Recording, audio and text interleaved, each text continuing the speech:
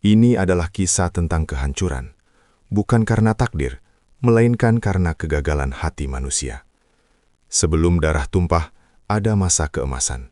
Ribuan tahun yang lalu, di bawah dinasti Kuru yang agung, berdirilah Hastinapura. Pusat dharma, kemakmuran, dan keadilan yang dipegang teguh. Namun, di balik kemegahan itu, benih-benih keratakan telah ditanam. Benih dari ambisi, kecemburuan, dan satu kesalahan terbesar, kebutaan. Dhritarashtra, sang raja yang buta fisik, mewakili kebutaan yang lebih berbahaya, kebutaan hati seorang ayah terhadap kesalahan putranya sendiri. Inilah titik awal tragedi. Di sisi lain, adiknya, Pandu, meninggal terlalu cepat, meninggalkan 5 putra yatim piatu, Pandawa. 5 cahaya dharma yang ditakdirkan untuk berhadapan dengan kegelapan. 5 bersaudara ini menghadapi 100 sepupu mereka, Kurawa, yang dipimpin oleh Duryudana. Jumlah yang tak seimbang, namun konflik tak pernah hanya tentang angka. Duryodhana didorong oleh kebencian yang mendalam dan rasa tidak aman. Ia melihat Pandawa bukan sebagai keluarga, melainkan sebagai ancaman terhadap tahta yang ia yakini miliknya. Kebencian ini dipupuk oleh pamannya, Sangkuni, seorang manipulator ulung yang menjadikan kecemburuan Duryodhana sebagai senjata penghancur klan. Pelatihan bersama di bawah Dona seharusnya menyatukan mereka, tapi kompetisi berubah menjadi permusuhan. Bakat Arjuna adalah duri di hati Duryodhana. Insiden demi insiden, usaha pembunuhan demi usaha pembunuhan, Pandawa selalu selamat, namun setiap insiden meninggalkan luka baru yang tak tersembuhkan dalam hubungan keluarga. Saat Pandawa kembali menuntut hak mereka, tuntutan itu hanya dijawab dengan penghinaan. Inilah awal dari kesombongan yang fatal, penolakan berbagi. Titik baliknya datang dalam bentuk permainan dadu. Sebuah pertaruhan yang seharusnya menjadi hiburan, diubah menjadi alat untuk merampas kehormatan dan martabat. Pandawa kehilangan segalanya, kekayaan, kerajaan, bahkan diri mereka sendiri. Mereka menjadi budak, diperbudak oleh tipuan licik Sangkuni. Dan kemudian, puncak dari kebiadaban, pelecehan Draupadi. Di hadapan para tetua, para guru, dan raja yang buta, kehormatan seorang ratu dirobek-robek. Ketika Dusasana mencoba menelanjanginya, intervensi ilahi Krishna menyelamatkannya. Tapi, luka batin itu, rasa dikhianati oleh keluarga, itu tak tersembuhkan.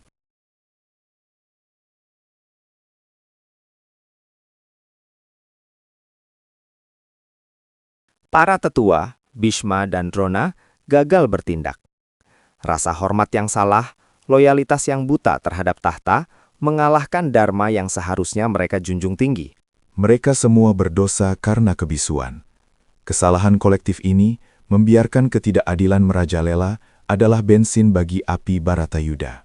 Pandawa dihukum pengasingan selama 12 tahun, ditambah 1 tahun penyamaran. Penantian panjang yang dingin, penuh dengan kepedihan dan persiapan mental. Setiap tahun yang berlalu memperkuat tekad mereka. Jika mereka kembali, mereka menuntut hak mereka, dan tidak kurang dari itu. Setelah 13 tahun berlalu, Pandawa kembali. Mereka hanya meminta 5 desa kecil. Sebuah kompromi. Sebuah kesempatan terakhir untuk perdamaian. Tuntutan ini dibawa oleh duta perdamaian terbesar, Sri Krishna. Dewa yang menjelma, bernegosiasi sebagai manusia demi menyelamatkan dunia dari tragedi. Di istana, Krishna mengajukan tawaran yang adil. Sebuah tawaran yang bisa membatalkan seluruh peperangan. Namun, keserakahan telah mengakar terlalu dalam. Duryodhana menjawab dengan kalimat yang menggema. Aku tidak akan memberikan tanah, bahkan seluas ujung jarum pun tanpa perang.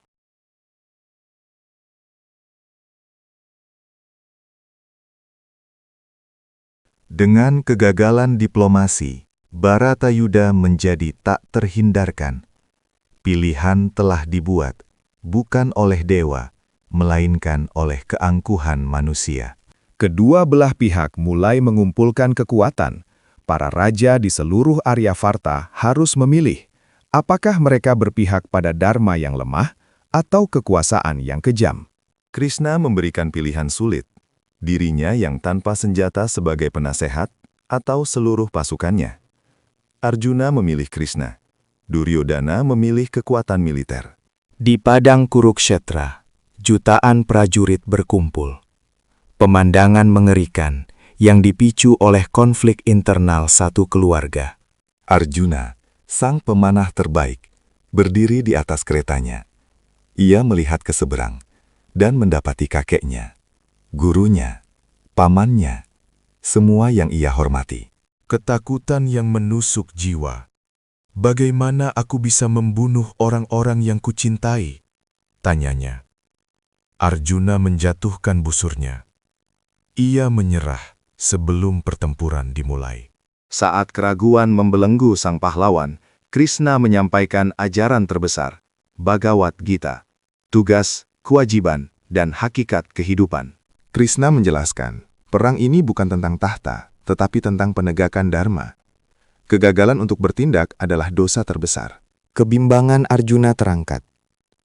Ia memahami bahwa kehancuran telah tertulis sejak hari Duryodhana menolak keadilan. Sejak hari para tetua memilih diam. Bunyi cangkang sangkakala terdengar. Ledakan suara yang membelah langit Kurukshetra. Tanda dimulainya peperangan terbesar yang pernah ada. 18 hari kengerian menyelimuti bumi. Dharma dan adharma bertempur melalui tangan-tangan manusia yang terikat pada karma mereka sendiri. Guru melawan murid, kakek melawan cucu. Semua ikatan keluarga diputuskan oleh bilah pedang dan ujung panah. Setiap kematian membawa kesedihan yang tak terukur. Karena sang pahlawan tragis yang kehebatannya dirusak oleh kesetiaan yang salah, akhirnya jatuh. Hari terakhir, Bima memenuhi sumpahnya. Duryodhana jatuh, dihancurkan oleh gada Bima. Keangkuhan manusia berakhir di lumpur medan perang. Perang usai, Pandawa menang. Namun kemenangan itu hampa. Medan perang Kurukshetra menyisakan jutaan mayat dan keheningan yang mematikan. Yudhistira berdiri di tengah kehancuran. Mahkota di kepalanya terasa berat.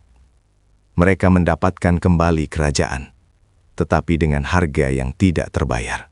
Asal mula Baratayuda bukanlah dekrit dewa. Itu adalah akumulasi dari serangkaian kesalahan manusia, keserakahan Duryodhana, kebisuan Bhisma, dan kebutaan Dhritarashtra. Perang ini adalah cermin bagi kita, bahwa konflik terbesar selalu dimulai dari hati yang gagal menjalankan dharma, dari penolakan untuk berbagi dan memaafkan. Tragedi Hastinapura mengajarkan kita bahwa kehancuran terbesar bukanlah datang dari musuh luar, melainkan dari racun yang kita biarkan tumbuh di dalam keluarga sendiri. Kisah ini abadi, sebagai pengingat akan konsekuensi fatal ketika kemanusiaan memilih ego di atas kebenaran. Terima kasih telah menyimak kisah mendalam ini. Jangan lupa like and subscribe untuk update seru lainnya. Sampai jumpa di kisah epik berikutnya.